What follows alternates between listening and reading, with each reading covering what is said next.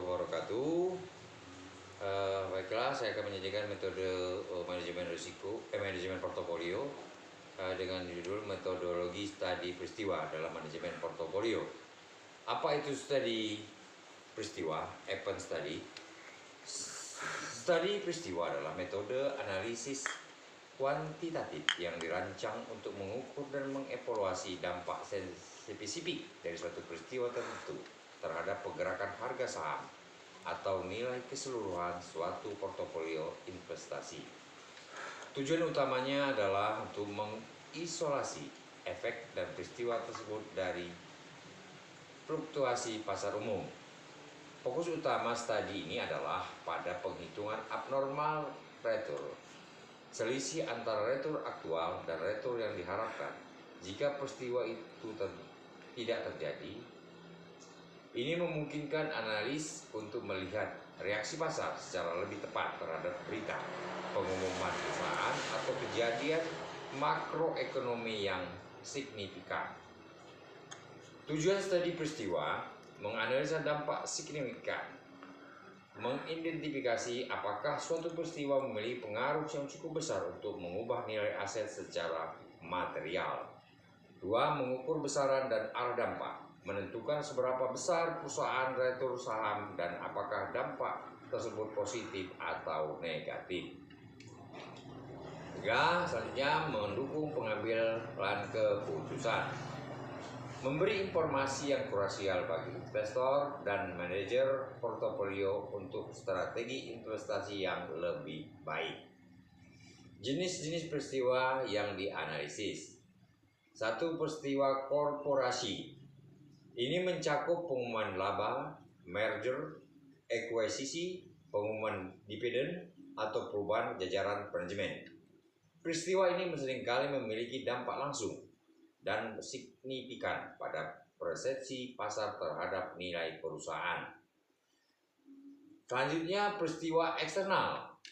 Kejadian di luar kendali perusahaan seperti krisis ekonomi global, bencana alam, atau bahkan serangan teroris. Contoh tragedi Sarinah 2016 dapat memicu reaksi pasar yang besar. Ketiga, kebijakan pemerintah. Perubahan regulasi, kenaikan atau penurunan suku bunga oleh bank sentral, serta kebijakan fiskal baru, semuanya dapat menciptakan ketidakpastian atau peluang pasar di pasar modal. Langkah-langkah metode studi peristiwa. 1. Identifikasi peristiwa. Tentukan peristiwa spesifik yang akan diteliti dan tanggal kejadian pasti. 2. Tentukan periode estimasi. Tetapkan jangka waktu sebelum peristiwa untuk menghitung return normal saham. 3. Hitung return. Kalkulasi return aktual saham, return normal yang diharapkan selama periode peristiwa. 4. Hitung abnormal return. Hitung selisih antara return aktual dan return normal. AR sama dengan return aktual dikurangi return normal. 5. Uji signifikasi statistik. Lakukan uji statistik untuk menentukan apakah abnormal return yang diamati signifikan. 3. Analisis interpretasi dan interpretasi.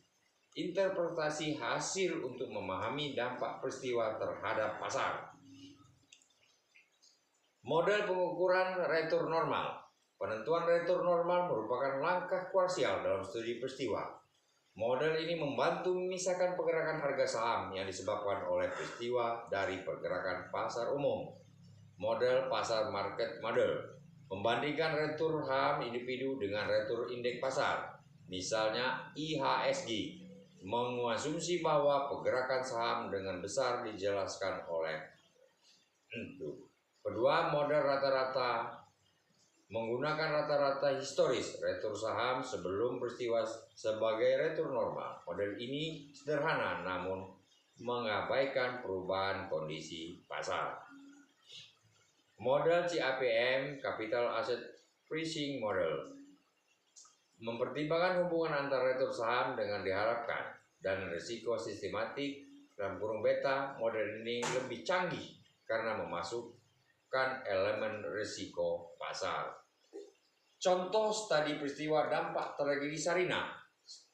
Studi oleh Kusuma 2017 menganalisis dampak tragedi Sarinah pada tahun 2016 terhadap pasar modal Indonesia dengan fokus pada saham-saham yang termasuk dalam indeks LQ45. Hasil penelitian menunjukkan adanya reaksi negatif dari signifikan di pasar modal pada hari-hari sekitar peristiwa teror tersebut, mengindikasi kepanikan awal investor. Namun, studi tersebut juga menemukan bahwa tidak ada perbedaan abnormal retur jangka panjang yang signifikan sebelum dan sesudah peristiwa. Hal ini menunjukkan bahwa pasar bereaksi cepat namun juga pulih dengan relatif cepat, kembali ke kondisi normal setelah beberapa waktu. Studi ini menggunakan bagaimana studi peristiwa dapat mengungkap dinamika reaksi pasar terhadap shock eksternal. Pentingnya studi peristiwa dalam manajemen portofolio. Antisipasi risiko dan peluang membantu manajer portofolio mengidentifikasi potensi dampak peristiwa tak terduga.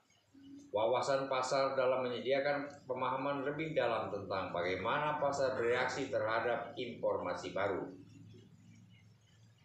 Penguatan strategi investasi mendukung pengambilan keputusan, diversifikasi, dan alokasi aset yang lebih tepat. Peningkatan evaluasi portofolio memberikan alat untuk menganalisa kinerja portofolio secara dinamis dan responsif. Selanjutnya, tantangan dan keterbatasan studi peristiwa. Tantangan dan keterbatasannya menentukan periode. Kesulitan dalam menentukan secara akurat periode estimasi dan jendela peristiwa open window yang tepat. Pilihan yang salah dapat mempengaruhi hasil. Pengaruh faktor eksternal. Seringkali sulit untuk mengisolasi dampak murni dari suatu peristiwa karena banyaknya faktor lain yang mungkin mempengaruhi harga saham secara bersamaan. Asumsi pasar efisien. Studi peristiwa sering mengasumsikan pasar yang efisien, di mana semua informasi tercermin dalam harga.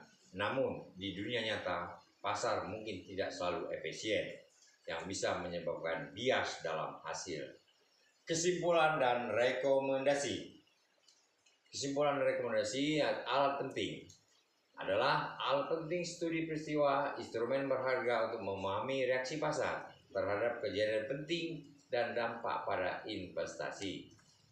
Kualitas analisis, metode yang sistematik, pemilihan modal yang tepat, dan data-data yang akurat sangatlah krusial untuk menghasilkan analisis yang berkualitas.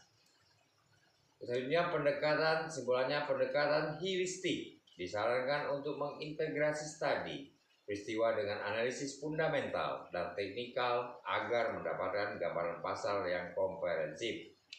Keputusan informed. Dengan pemahaman ini, investor dapat membuat keputusan investasi yang lebih terinformasi, adaptif, dan responsif terhadap perubahan kondisi pasar. Demikianlah, terima kasih. Wabillahi taufiq wal hidayah. Wassalamualaikum warahmatullahi wabarakatuh.